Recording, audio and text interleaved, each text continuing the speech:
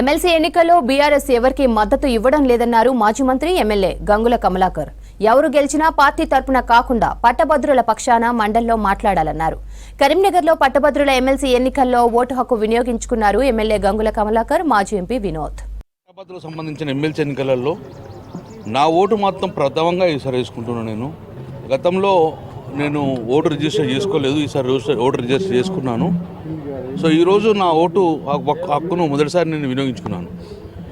నేను ఒక్కటి మాత్రం చాలా 56 నుంచి 57 మంది బరిలో ఉన్నారు. సో వాళ్ళందరూ కూడా ఒకటే రిక్వెస్ట్ చేస్తున్నాను, ఎవరు గెలిచినా మొదటి ప్రాధాన్యత ఓటు కానీ, రెండో ప్రాధాన్యత కానీ, అవసరం మూడో ప్రాధాన్యత కానీ ఎవరు గెలిచినా కూడా వాళ్ళ పార్టీల పరంగా రేపు శాసన మండలిలో వాళ్ళ పార్టీల గురించి ఎక్కువ మాట్లాడకండి. ఏ పార్టీ నుంచి గెలిచిన విధంగా మేము నమ్ముకున్న పట్టభద్రులు చాలామంది ఉండగా అన్ని పార్టీల వ్యక్తులుగా నేను నమ్ముకున్న పట్టభద్రులను గెలిపించారు.